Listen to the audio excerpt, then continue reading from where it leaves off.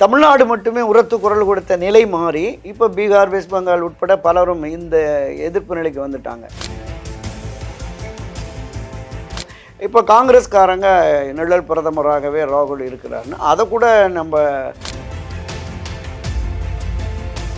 இது ரெண்டுக்குமே பாடம் தான். பாஜகவுக்கும் பாடம், காங்கிரஸ் கட்சிக்கும் பாடம். அதுதான் அந்த பயத்தை உருவாக்கி வச்சுருந்தாங்க. 2024 அவங்க எதிர்பார்த்த 350, 400 வந்திருந்ததுன்னா இவர்கள் ஆர்எஸ்எஸ்னுடைய அடிப்படை சித்தாந்த கொள்கைகள் அது போன்ற செயல்கள் இனி இருந்தால் தன்னுடைய அரசியல் வாழ்வு கேள்விக்குறியாகணும், தன்னுடைய இமேஜ் உடைஞ்சிரும். அப்படிங்கிறதுனால இந்த மாதிரியான முறைகேட்டின் மூலம் ஆதாயம் அடைந்து அவங்க மருத்துவர்களாக போகிறது என்பதை சமுதாயம் நிச்சயம் ஏற்காது. ஒரு முழு மெஜாரிட்டியோட பாஜக இல்லை, என்டிஏல இருக்கிற பார்ட்னருடைய தயவுகள் தான் இருக்கு.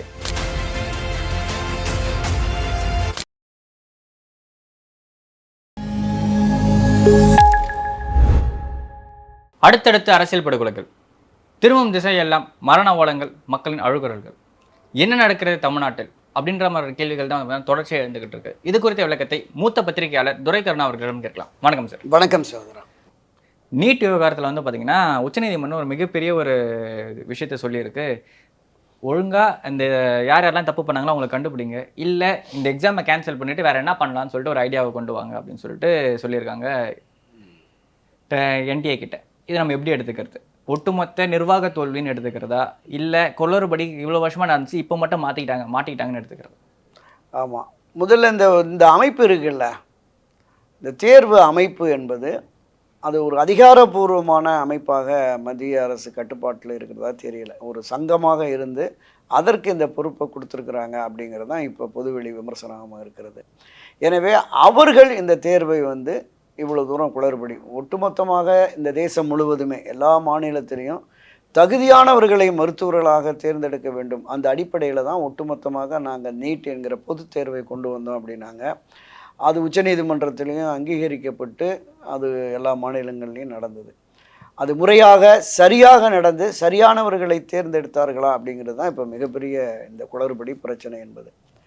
அந்த கேள்வித்தாள் விடங்கட்டும், ஒரு கிட்டத்தட்ட ஒரு 60க்கும் மேற்பட்டவர்களுக்கு 100% பேர் அது போட்டதாகட்டும், பல பேருக்கு 60 பேருக்கு மேல பாத்தீங்கன்னா கிரேஸ் மார்க் போட்டு தேவையில்லை.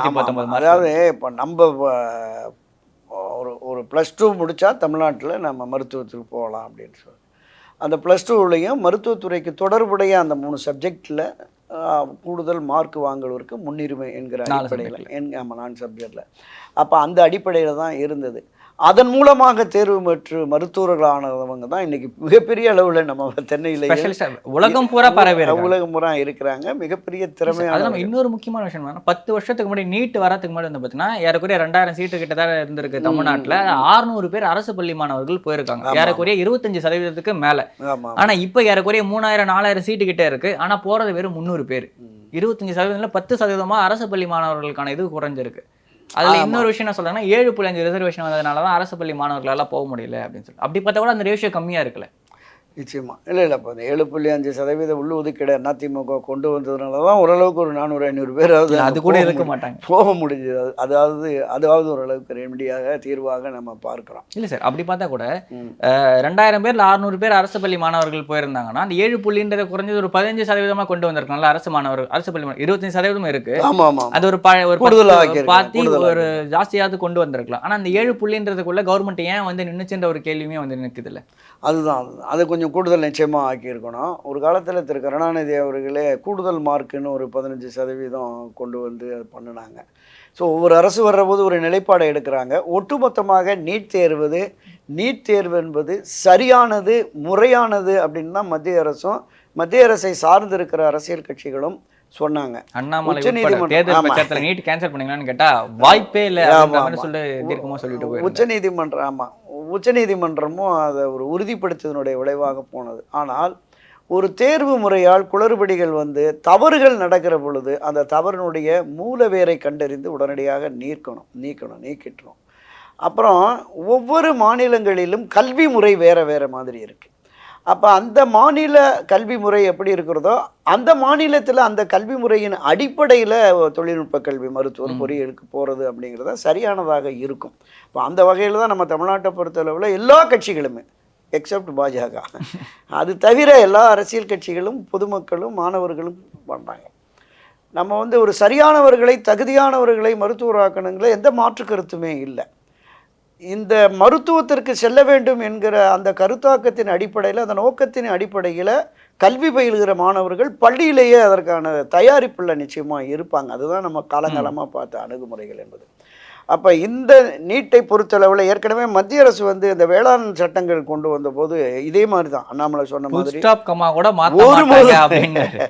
ஒருபோதும் முடியாது, மாற்றவே முடியாதுங்கிற முடியாது என்பதே நம்ம இந்திய தேசிய அகராதியில இல்லை. உலகம் புறாவே மாற்றம் ஒன்றே மாறாதது, மற்றவை அனைத்தும் மாறிவிடும் அப்படின்ற விஷயம். கிட்டத்தட்ட 1951 தொடங்கி இதுவரைக்கும் 100க்கும் மேற்பட்ட இந்திய அரசமைப்பு சட்டத்தில் நம்ம மாற்றங்களை கொண்டு வந்திருக்கோம். அது அவ்வப்போது காலத்தின் தேவைகளுக்கு ஏற்ப மாற்றியே தீர வேண்டும்.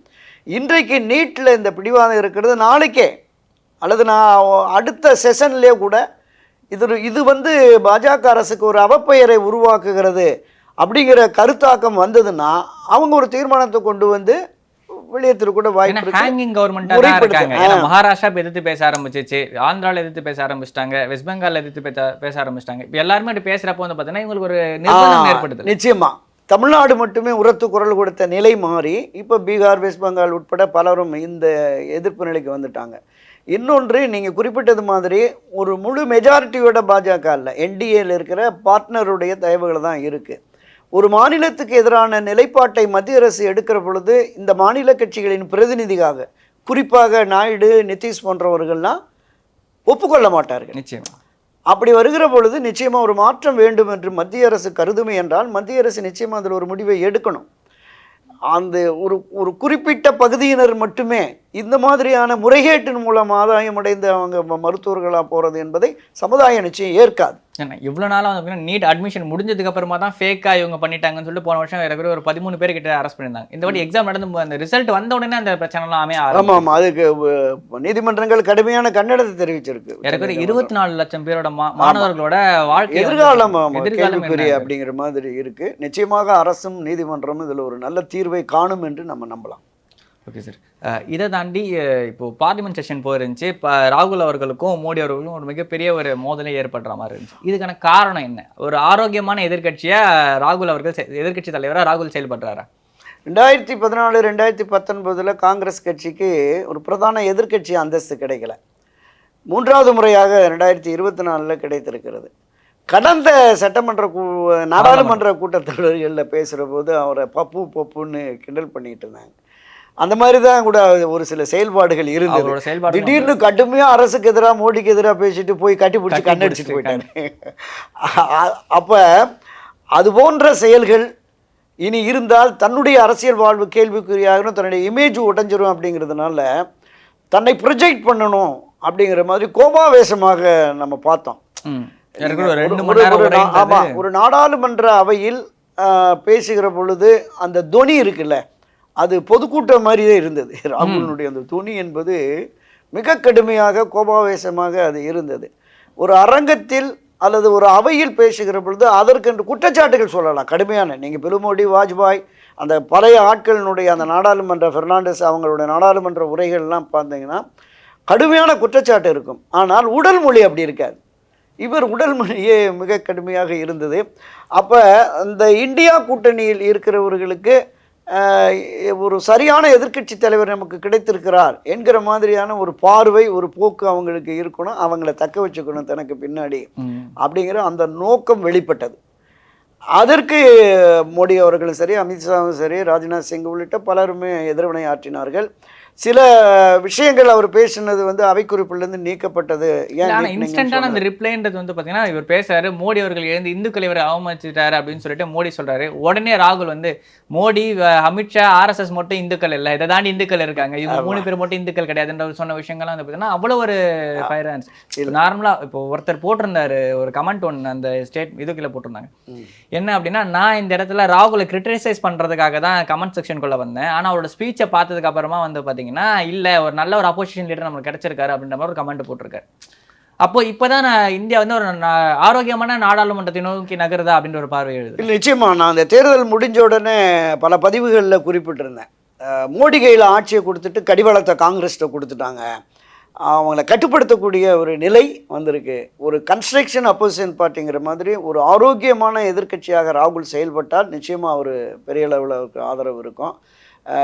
இந்திய பேரரசை வழிநடத்துகிற இந்திய அரசமைப்பு சட்டத்தை மாற்றி இந்த நாட்டையே படுகொலிக்கு தள்ளி விடுவார்கள் என்று பிரச்சாரம் செய்த இந்த இந்தியா கூட்டணி கிடைத்த ஒரு பெரிய வெற்றியாக தான் ஆக்சுவலி அதை வந்து பார்த்தீங்கன்னா பிஜேபி காரங்களே பல இடங்களில் சொல்லியிருந்தார். 2019 எனக்கு நல்லா ஞாபகம். 2019 சாக்ஷி மகராஜ் எம்பி என்ன சொல்லியிருந்தார் பார்த்தீங்கன்னா 2004 பிஜேபி ஜெயிச்சுது அப்படின்னா கான்ஸ்டியூஷனே மாறிடும், இந்தியா இந்து நாடா ஆகிடும் அப்படின்ற மாதிரி விஷயங்களை ஒரு அதுதான் அந்த பயத்தை உருவாக்கி வச்சுருந்தாங்க. 2024 அவங்க எதிர்பார்த்த 350 400 வந்திருந்ததுன்னா இவர்கள் ஆர்எஸ்எஸ்னுடைய அடிப்படை சித்தாந்த கொள்கைகள் அனைத்தையுமே நிறைவேற்றி விடுவார்கள், இந்திய அரசமைப்பு சட்டத்தை திருத்தி விடுவார்கள், இந்த இந்திய தேசத்தை பாரத் தேசமாக கொண்டு வந்து விடுவார்கள், இதையும் தாண்டி அதிபர் ஆட்சி முறையை கொண்டு வருவதற்கு கூட வாய்ப்பு இருக்கிறதுன்னு பேசினாங்க.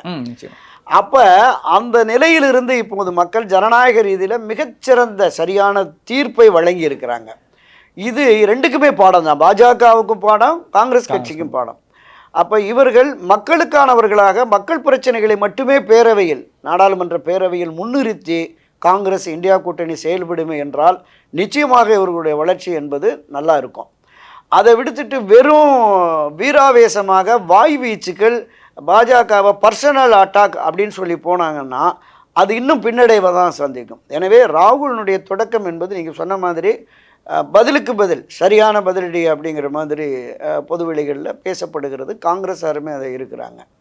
ஸோ வெளிநாடுகளில் வந்து இந்த மாதிரியான பிரதான எதிர்க்கட்சி தலைவரை அந்த நிழல் பிரதமர் அப்படிங்கிற மாதிரி தான் சொல்லுவாங்க அப்படின்னு.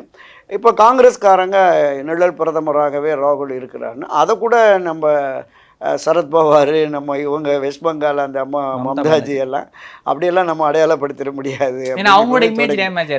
எதிர்ப்பான அரசியலை வச்சு தான் அவங்க அதுதான் அப்படிங்கிற மாதிரி சொல்லியிருக்காங்க. எல்லோரும் ஒன்றிணைந்து ராகுல் காந்தியோடு கரம் கோர்த்து இந்த விஷயத்தை கொண்டு போனாங்க அப்படின்னா நிச்சயமா இதற்கு ஒரு ஏன்னா பல பேர் காங்கிரஸை முன்னிலைப்படுத்துறதுக்கே விரும்பாம இருந்தாங்க. ஏன்டி அணியில் இருக்க பல கட்சிகள் வந்து விரும்பாம இருந்தாங்க. காளைகளை கட்டுப்படுத்துகிற கடிவாளம் மாதிரி தான் எதிர்க்கட்சிகள்.